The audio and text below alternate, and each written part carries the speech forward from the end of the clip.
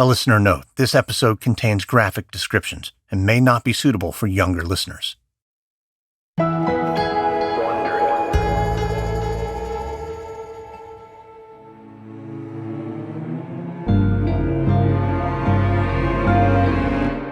It's May 24th, 1921, in Osage County, Oklahoma. In a wide-open prairie, a man with shaggy blonde hair stalks through the grass. In one hand, he carries a canteen, and the other is a rifle. The man is a hunter, and as he moves through the prairie, he scans the landscape looking for squirrels. In every direction, there's tall, golden grass and wildflowers. Meadowlarks chirp, and off in the distance, there's the faint banging of oil drills. The hunter glances over his shoulder. Two others, his friend and the hunter's teenage son, are a few feet away. They're also holding rifles, and while they've been at it for hours, no one's hit a squirrel all morning. The hunter wipes the sweat from his forehead. It's a scorching hot day. Maybe it's time to stop, get some water down by the creek. The group walks down to the bank of the creek. It's mossy and lush. And as the hunter leans over to grab some water, he hears a rustling in a nearby tree. Hunter snaps back up and nods at his son. It's his turn. With an eye on the tree, the boy raises his rifle, aims, and fires. A squirrel falls from the branches. It tumbles into a deep gorge, which slopes down far beneath ground level. The hunter turns to his son and grins. It was a perfect shot, and he can see the boy knows it. Right away, his son runs down the slope and goes to fetch the squirrel from the gorge. The hunter's friend sets down his rifle and chuckles. Oh, you're a boy. He's got a real eye. Can't say the same about you. Come off it. My problem is it's this gun. It's all rusted. Yeah. I've heard it all before. The hunter's friend takes a sip from his flask and looks out over the landscape. I don't reckon we have too much more time out here. Huh? What are you talking about? We still got plenty of sunlight. I'm not talking about what time it is. I'm talking about the Osage. Yeah, what about them? Come on, don't play dumb. Look around. We're on the Osage Reservation. At some point, they're gonna run us off. Question is, how much longer we got? Well, I don't know. Maybe an hour? 2 hours? Yeah, maybe. You know, I'll tell you, I think it's unfair. What's unfair? What do you think? Look over there. The hunter's friend gestures to the horizon at a row of oil drills. The Osage tribe, they found all that oil. Now they got more money than God, while the rest of us white folk can't afford a decent rifle. Buddy, your rifle ain't the reason you can't shoot straight. The hunter's just about had enough of this sort of talk, but suddenly there's a worried shout in the distance. Paul? Paul! Oh my... Paul, come quick! Paul! It's his son. The hunter and his friend grab their rifles and start running. Two men scramble down into the gorge. It's steep and slippery, and the hunter nearly falls when his foot catches on a rock. He steadies himself and keeps moving. Soon the two reach the bottom of the gorge. The air is hot and thick, and the hunter is filled with a feeling of dread. As he looks around, he sees small trees, boulders, dark shadows, but he doesn't see his son. Sweat drenches the hunter's body. He keeps pushing through, his eyes darting left and right. Then finally, he sees his son standing on a rock. The boy is holding up the squirrel, but he looks shaken and terrified. The boy's eyes are glassy, and when he steps aside, the hunter freezes. Lying on the ground is the body of a dead woman. It's splayed out among the rocks, wrapped in a blanket. The woman's dark hair is caked with mud. As the hunter steps forward, the stench hits his nose. His stomach lurches, but he keeps going, his legs shaky, until he sees the woman's face. She's an Osage. The hunter exhales, shakes his head. He may be jealous of the native tribe and all the oil that lies beneath their land. He may wish he had their money, but no one deserves to end up like this. The hunter grabs his rifle. It's time to go back to town to tell the authorities. It's too late to save this woman, but he can only hope that they'll find whoever did this to her and bring them to justice.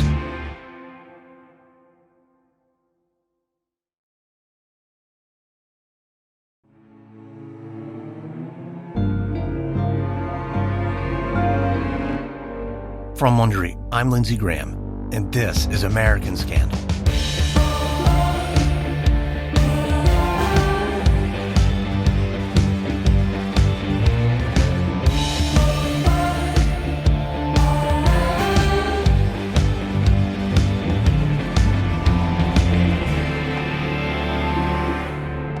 In the early 1920s, northern Oklahoma found itself at the center of a shocking series of crimes.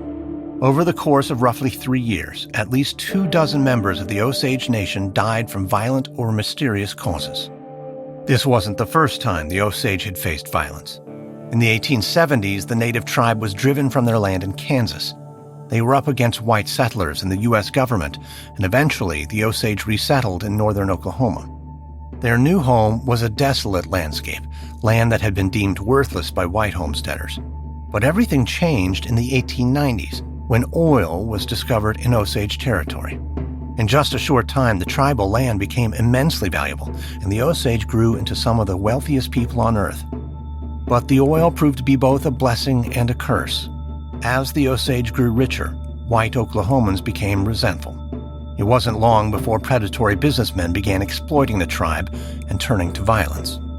The problems for the Osage peaked with a period known as the Reign of Terror, in which countless members of the Osage Nation were killed or died unexpectedly.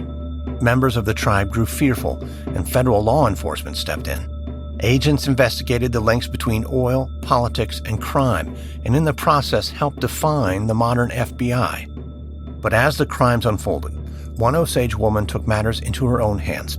She went looking for answers, even when it put her in danger.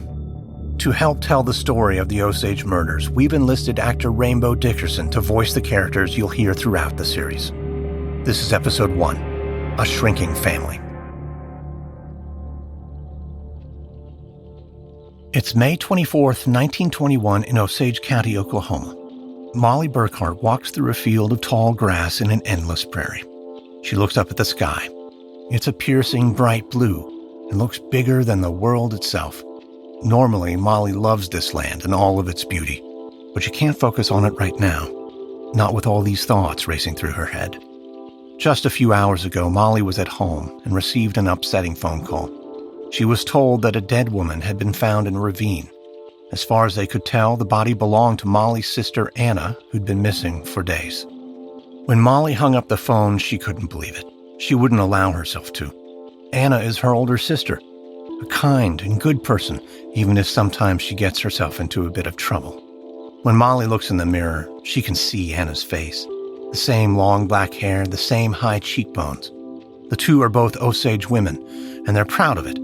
But the idea that Anna is now dead, to Molly that seems impossible. So Molly is heading toward the ravine to see the body, and to prove that it belongs to someone else, anyone but Anna. As Molly walks through the prairie, she knows she needs some sort of distraction. So she looks over at several family members who follow behind her. They include her husband, Ernest, a white man with a square jaw and a 10-gallon hat. Ordinarily, he would look like a swaggering cowboy, but today, instead, he looks tired and worried. He catches up to Molly. Hey, you doing okay? I guess. Yeah, circumstances aren't exactly ideal. This is crazy. Maybe we should just turn around. Let's just get there, see whoever it is. It's not gonna be Anna, then we'll go home.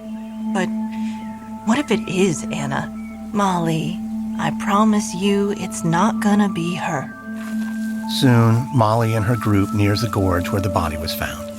Others mill about, handkerchiefs pressed against their noses. Jesus! Well, let's do this quick, Molly. Molly pinches her eyes shut. She knew this part would be hard, but she just needs to take a look at the body and confirm it's not Anna, then get out of here. Oh, God. Ernest steps forward and grabs her hand. The body is unrecognizable, bloated and baked in the sun. Lord. But that's not Anna. Come on, Molly. Ernest. That blanket. Those stripes, that's Anna's blanket. Molly, it's just a blanket. I've seen a million just like it. But she was wearing those exact clothes the last time I saw her. Molly's brother-in-law pushes through the crowd, holding a long stick. When he approaches the body, Molly shoots him a confused look. What are you doing? Molly, I gotta check. Oh, we can't be sure looking at the face. But you remember, she had those gold teeth. So here, I'll just take this stick and real quick, I'll lift up her mouth. See if we can see something gold. No, don't do that. Stop it. Listen to me, you stop it right now. But Molly is frozen in place, still hoping desperately that this is not Anna. Her brother-in-law steps closer to the body, waving away flies. Using the stick, he opens the woman's mouth. The body is under the shadow of a tree, but even there, Molly can see the glint of gold. All at once, Molly feels like she's about to collapse. She reaches out her hand, and Ernest rushes to her side.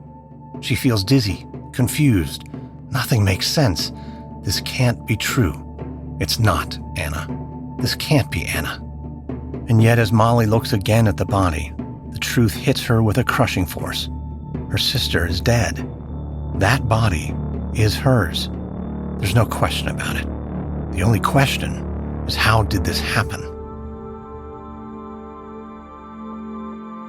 An hour later, Molly Burkhart stands at the top of the gorge, leaning against her husband's shoulder. Her sister's body has been carried up from the gorge, and now people are arriving from town. There's a pair of doctors with neatly waxed mustaches here to perform an autopsy. Nearby are a group of local lawmen, and throughout the area are townspeople whispering and pointing.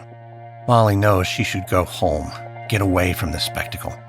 But she won't allow herself to leave until the autopsy is finished and she finds the cause of Anna's death. A moment later, a shiny black truck pulls up. The door opens and a short man wearing a bow tie steps out. It's Ernest's uncle, William Hale, another white man. Hale is also wealthy, and while not as rich as the Osage, he's the most powerful man in the county. Hale approaches Molly and embraces her with a solemn hug. Hale is politically connected. If this was a murder, he could help get some justice.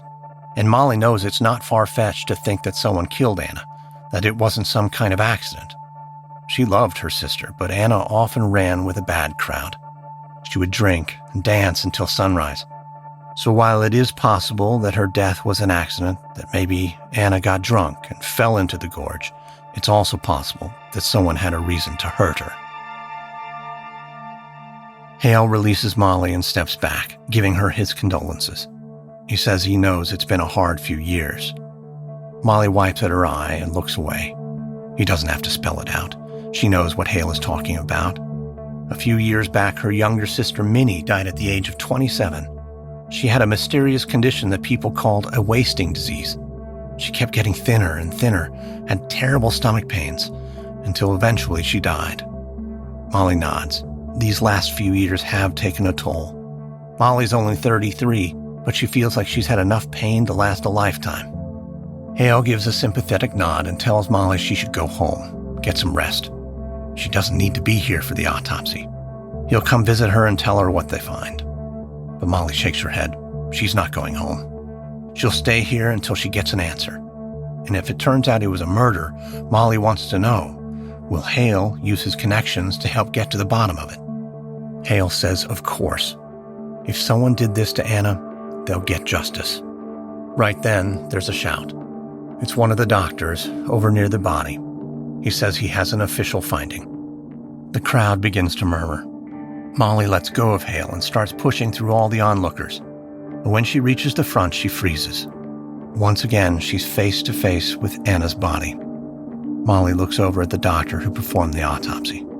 He wipes his forehead and says they've uncovered the cause of death. Anna was murdered. They found a small bullet hole in the back of her head. For a moment, everyone goes completely quiet. Molly shuts her eyes.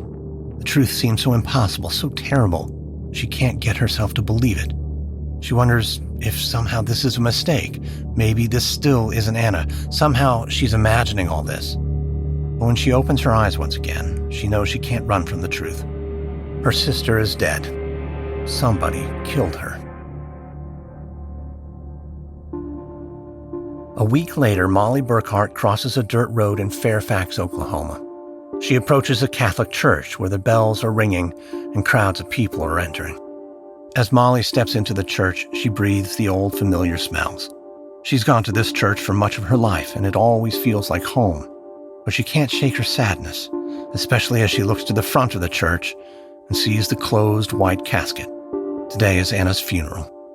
Molly knows that funerals can provide a sense of closure, but this one is far different. Anna's body was discovered a week ago, but in the time since, local law enforcement has done nothing to help solve the case, even though Molly has gotten support from her husband's uncle, William Hale. Hale may be influential, but it seems even he can't get the authorities to care about a dead Osage woman. So it's Molly who carries the full weight of responsibility. It's up to her, and maybe her alone, to find Anna's killer. It's not a responsibility she ever wanted, and unfortunately, the work has to start here at Anna's funeral. The person who killed her may be sitting in one of these pews. Molly takes a seat and looks across the church. She sees dozens of Osage men and women. Some are wearing modern clothing, but most are dressed in traditional outfits, buckskin leggings and beaded moccasins. Molly has a hard time imagining that any of these people could be responsible for murder. But she can't say the same for Anna's so-called friends. They sit together in the pews, laughing, talking too loudly. Molly winces. These are lowlifes who spend their nights in gambling dens and speakeasies. It's only mid-morning, but some of them already seem drunk. Molly stares at this group, when suddenly there's a thud of someone sitting down next to her. It's her mother, a short Osage woman with long silver hair. Molly smiles and reaches out her hand. Ever since Anna died, their mother has been shaky and frail. Soon the service begins. It's a Catholic service, and Molly joins in singing the hymns. She learned these songs as a girl when the government had her attend a Catholic missionary school.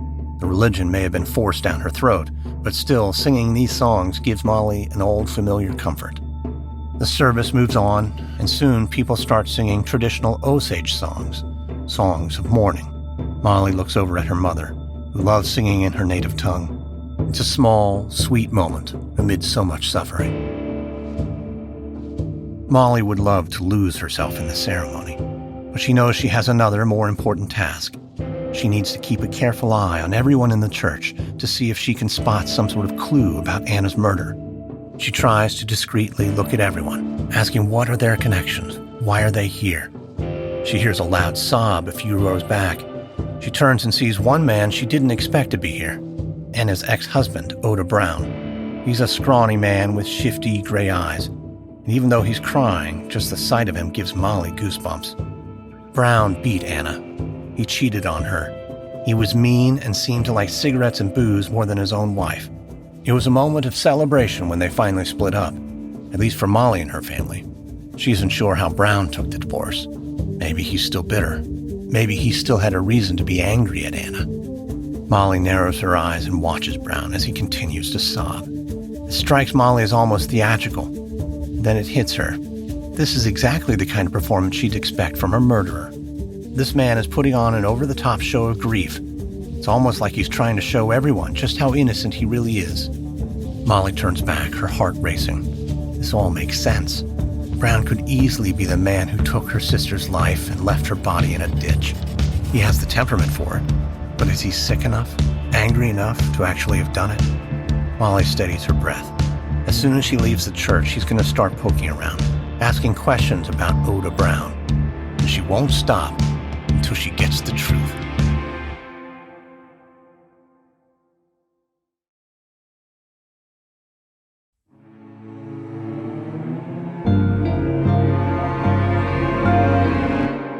It's July 1921 in the Osage community of Gray Horse, Oklahoma. Molly Burkhart sits in her living room staring at a newspaper story that's haunted her for months. The headline reads, "Anna Brown's Slayer Confesses Crime." Molly shakes her head as she thinks back on the tumultuous events of the past few months. Weeks after Anna was killed, it seemed like there was a breakthrough.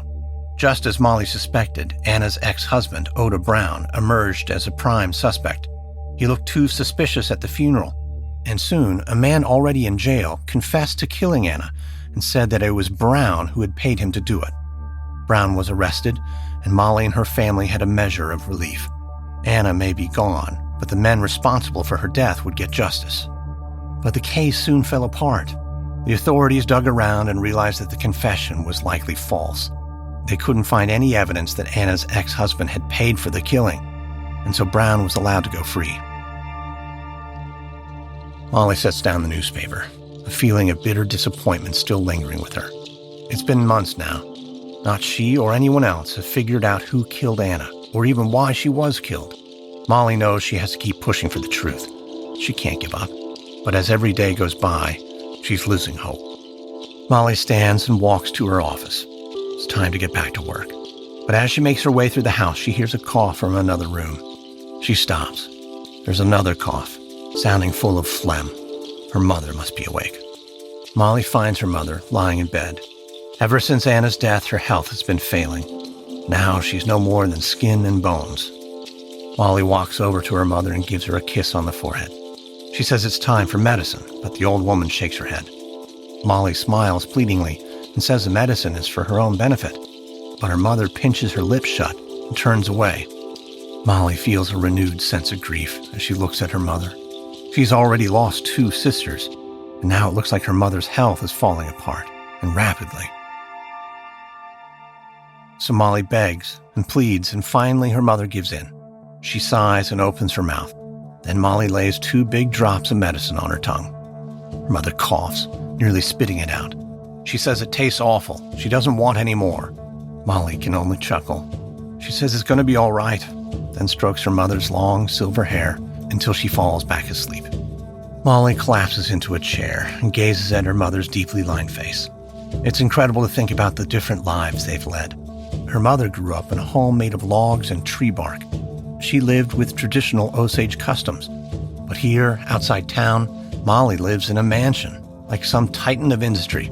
She has a white husband, and she and her children have everything they could ever want, all because of the oil beneath her land, which made Molly rich. And yet, as she watches her mother drift into a nap, Molly knows she'd trade away the whole house, all the money, just to get back her sisters and her mother's health. Molly herself begins to feel tired as she watches her mother doze off. So she closes her eyes, promising herself it'll just be for a minute. But before long, she feels a warmth creeping in, and she nods off. An hour later, Molly wakes up and rubs her eyes. But when she glances at her mother, something immediately seems wrong. The old woman is just lying there, still. Molly walks over and puts her hand on her mother's chest. She's not breathing. Molly's heart begins to race. She screams for her husband Ernest and begins shaking her mother, trying to revive her, and her mother doesn't flinch. Molly picks up a cup of water, splashing it on her mother's face, but it too does nothing. Her mother remains lifeless. Molly collapses on the floor as the panic steals away her breath. A second later, her husband Ernest rushes into the bedroom, looking panicked, asking what's wrong. Molly just begins sobbing. She points to her mother and says she's gone. Ernest moves to the bed, tries to find any signs of life, a shallow breath, a weak pulse, but he mutters a curse and joins Molly on the floor. For several minutes, the two sit in silence. Finally, Ernest tells Molly that it's okay. Her mother was an old woman, but Molly still shakes her head in disbelief. Her mother wasn't that old. Months ago, she'd been in perfect health, and then suddenly, she started to fall apart, just like Molly's younger sister years ago. In what seems like no time at all, Molly's lost 2 sisters and her mother. Something terrible is happening to her family. It's too much to be a coincidence. Someone is doing this to them. Ernest lays a hand on her shoulder, but Molly pushes it away. She stands up. She's had enough. She wants answers. She's going to start by offering a reward. $2,000 for information about Anna's murder. Ernest looks shocked. That's an awful lot of money. Molly scowls. She reminds him that it's her money. It doesn't matter if he, a white man, is her financial guardian. She doesn't care about federal law. Who are they to say that the Osage aren't responsible enough to manage the money they made from their oil? The requirement for guardians isn't fair. It's not right, Molly says. The Osage don't need financial guardians. It's her money, and she knows what she wants to do with it. Ernest tells Molly to calm down. He doesn't need a lecture. He's not just her guardian. He's her husband. He's not trying to swindle her. Molly takes a deep breath. Ernest is right. Some Osage get stuck with white guardians who lie and steal the money that came from the oil. But Molly is lucky. Her husband is white. Still, she tells Ernest that she won't budge. She's going to offer the reward money. She's also going to hire private detectives to investigate Anna's death. The authorities aren't taking the case seriously, so it's time to get some answers. Ernest gives a weak smile. He says, okay. They'll hire detectives, and they'll put out a reward for information. He says Molly is right. It's time to get to the bottom of this. Molly hugs Ernest with all her strength. He's a good man, and he always has been. When she turns back to the bed, the painful truth hits her again. Her mother is dead, and now Molly has to plan yet another funeral. 6 weeks later, Molly Burkhart opens the front door as a car pulls into her driveway. It comes to a stop, and her brother-in-law, Bill Smith, steps out.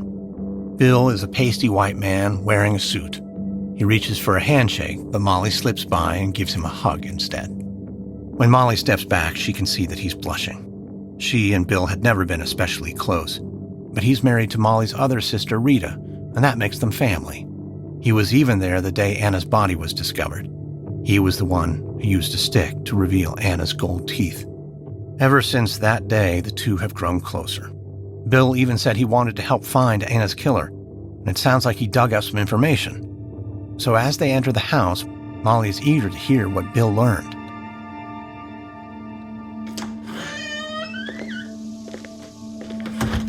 The two enter the living room, and Molly takes a seat. Bill, I just wanted to thank you for talking to the detectives. They'd never taken an Osage woman seriously, even if she was handing them $1,000. Oh, of course, Molly. I was happy to have those conversations, even though those guys weren't exactly the most savory bunch I've ever met. So, tell me, what'd you learn? Well, get this. The detectives, they found that after Anna died, the sheriff never even bothered to search her home. Even though, and can you believe this? One of her servants found Anna's purse lying on the floor, completely empty. What? So she went out and just left her purse at home? I don't know. But look, there's something else. The day Anna disappeared, she took a cab. Well, the guys you hired, they talked to the driver, and apparently Anna told him that she was... what? She was pregnant. Molly leans back, reeling from the news. Anna always wanted a child. This is devastating. But then something hits her. Bill, I'm her sister. Why would she tell some taxi driver, but she wouldn't tell me? I don't know, Molly. I'm just reporting back what I heard. But what does it mean? Well, my guess, maybe one idea is the father is someone she didn't want you to know about. Maybe this guy, he decides he doesn't want to be a father, so he kills Anna. You think that's it? Well, no. I think it's more than that. What are you talking about? Come on, Molly. Think about your sister Minnie. Right at the end, she lost all that weight, had stomach pains, the same exact symptoms as your mother. They call it wasting disease, but what the hell is that? Know what it really sounds like? Poison. So you also think there's a connection here between my sisters and my mom. Molly, I have no doubt. I don't know exactly what's going on, but it's all just too big a coincidence. Molly buries her face in her hands, takes a deep breath. Thank you. Oh, really, thank you, Bill. You've been doing so much, and I know we're family, but why are you getting involved? Because, Molly, my wife, Rita, she's your sister. If someone is killing off her family, well, I've got to look out for Rita. And listen, Molly, the authorities are not doing anything. We're on our own, and that scares me. It should scare you, too. And look, I can't imagine what kind of grief you're feeling right now, but you gotta step back. If they're coming after your family, Molly, they might also come after you. A minute later, Bill picks up his hat and walks out the front door. Molly leans back in her leather couch, her mind spinning. On one hand, she feels optimistic. She can sense that she's getting closer to the truth. She may soon figure out who killed Anna. But she doesn't know what to make of that warning from her brother-in-law. He's often prone to far-fetched theories. But if he's right, if someone is coming for the family and isn't yet finished, then Molly may be in terrible danger.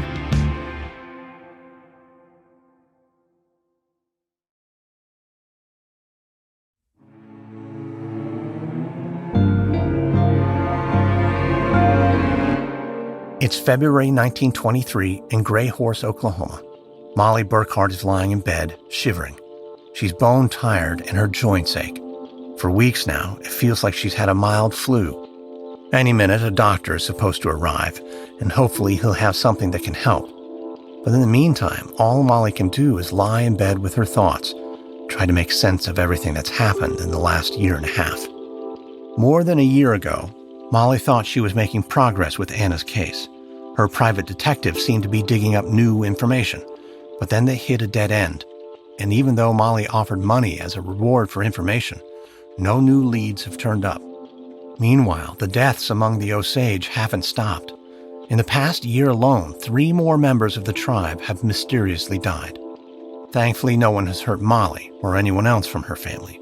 But that doesn't mean Molly's life has been easy. With her diabetes, she's had ongoing health problems.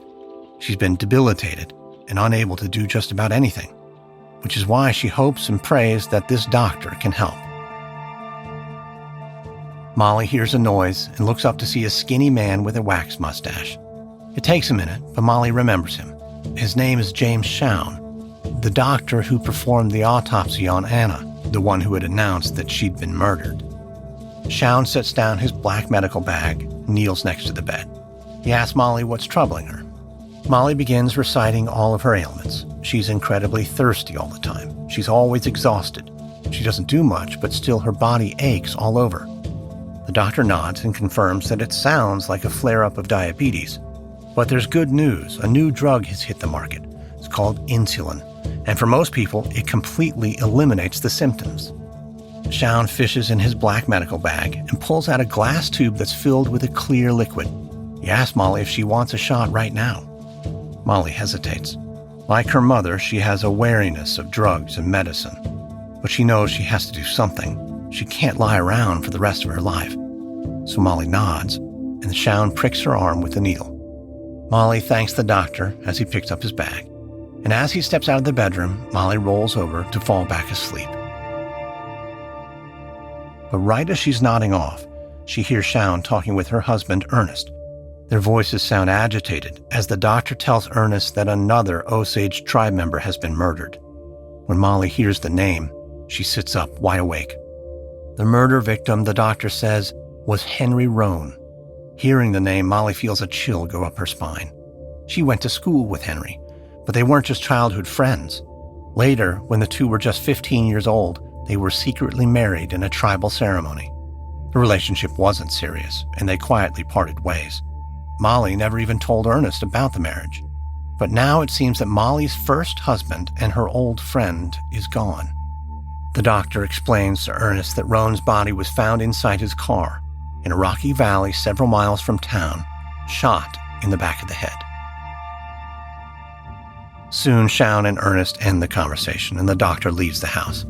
Molly hears the creak of approaching footsteps, and instinctively she closes her eyes and lies completely still. The footsteps grow closer, and she can smell the musk that belongs to Ernest. Normally it sets her at ease, but underneath the blankets, Molly clutches her hands tight, and for some reason waits for something bad to happen. But a moment later, she hears the footsteps walk away. The door closes and the room gets dark. Molly's eyes shoot open. She glances at the wall, looking at a row of family photos. Months ago, her brother-in-law warned that someone was coming after her family, one by one. Molly was worried, but she also knew the idea sounded too scary to be true. But now, she's lost 2 sisters, her mother, and the latest death, an old friend and her first husband. Molly knows it's past the point of coincidence. She grows fearful. Who's next? A month later, Bill Smith drives down a dirt road outside Fairfax, Oklahoma. His black car kicks up a trail of dust as it travels the path out of town. Smith glances at the farmhouses he passes by. It's the same everywhere. Everyone has left their lights on. The streets look like a row of bright white candles, and it's no surprise what's gotten people nervous. Word has spread about the murder of Henry Roan. Even the white residents are now scared. But that grisly murder isn't the only thing keeping people on edge. In a strange development, several of the neighborhood dogs have died recently. By the looks of it, they were poisoned. All of that got Smith thinking. Maybe this is the missing connection. Some link that could explain all the death in Molly Burhart's family. That's why Smith is driving out to a ranch in the country. He's about to visit some bootleggers who make the only kind of booze you can find in this era of prohibition. Smith wants to take a look around. Maybe if he's lucky, he'll find something suspicious. Smith turns onto the long path leading to the ranch. He tries to keep himself calm. He knows that this plan is risky. The bootleggers have connections to the mob in Kansas City, and he doesn't want to earn himself any powerful enemies. Soon he reaches a metal gate, and 2 guards armed with shotguns step out of the shadows. Smith tells a story he's been practicing for hours. He's here to refill his supply. He's in bad need, what with everything going on with the missus at home. One of the guards smiles and opens the gate. Smith drives through, and a few minutes later he arrives at the distillery. As Smith pulls up, he sees a gas generator and several massive copper stills. He sniffs the air, smelling the reek of fermenting whiskey. A worker with large muscles looks up from a ceramic jug. He notices Smith and takes off his gloves. Smith feels his forehead grow damp with sweat. This worker looks like he's been in more than a few fights. But even though he's scared, Smith sticks to the plan. He takes out a $20 bill and holds it up. He asks if he can walk around, check out some of the offerings. The worker shoots Smith a look of distrust, but he takes the bill and turns the other way.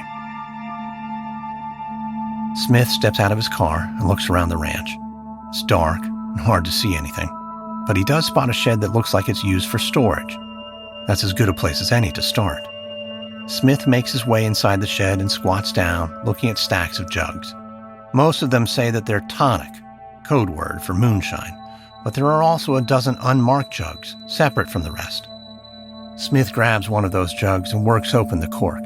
He takes a sniff, but quickly recoils. It's a harsh, metallic smell. There's something unnatural about it. Smith takes a sip when suddenly the door of the shed opens. Dust rises in the moonlight and one of the other workers enters the shed.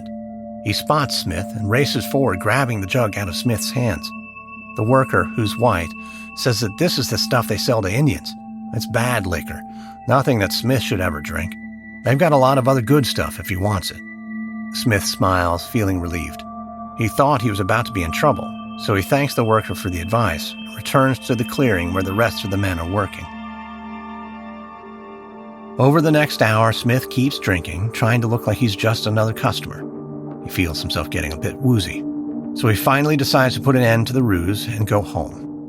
Smith gets in his car and drives away from the ranch.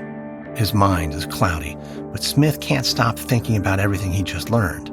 It's no surprise that white bootleggers sell bad liquor to the Osage, but it seems like there was something else going on, that jug held more than just low-quality moonshine. As he arrives at his house, Smith knows he's in for a terrible hangover tomorrow, but no matter what, he'll be up early. He has some news he has to share with Molly. As Smith drifts into a boozy sleep, Molly Burkhart lies awake in bed. Next to her, her husband Ernest snores softly. Molly doesn't sleep days, not with everything on her mind. The deaths in her family, the murder of her ex-husband, the fear that someone might be coming for her next. But still she has to try to fall asleep, to live a normal life, if that's even possible. Molly turns over and looks at Ernest. No matter what happens, at least she still has a good husband, the love of her life. But as she looks at him, suddenly there's a loud noise. Molly jolts up as a bright orange light floods their bedroom. Ernest! Ernest, get up! Wake up! Ernest turns and rubs his eyes. What are you... What's going on? Ernest, wake up. That sounded like an explosion. What sounded like an explosion? Molly bolts out of bed and runs to the window. Off in the distance, she can see a tower of flames, smoke billowing into the sky under the full moon. Oh, God. Ernest, what happened? I'm sure it's nothing. Maybe a gas tank or something. Come on, let's go back to sleep. I gotta rest. I'm going out. Molly. I'm going out and I'm gonna see what that was. Molly, get back in bed. Come on now. But before Ernest can stop her, Molly races out of the bedroom and down the stairs. Her heart is pounding.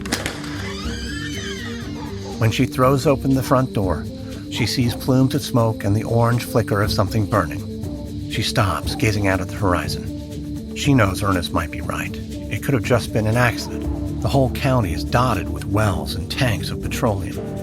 But suddenly Molly's knees go weak because she realizes where she's looking. It's the neighborhood where her sister Rita and her husband Bill live, that's engulfed in flame.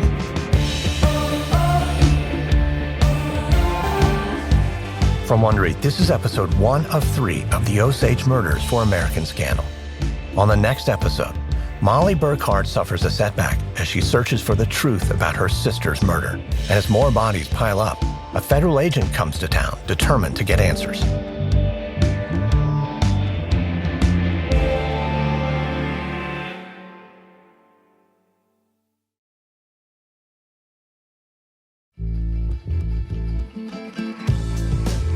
If you'd like to learn more about the Osage murders, we recommend the book The Killers of the Flower Moon by David Grann.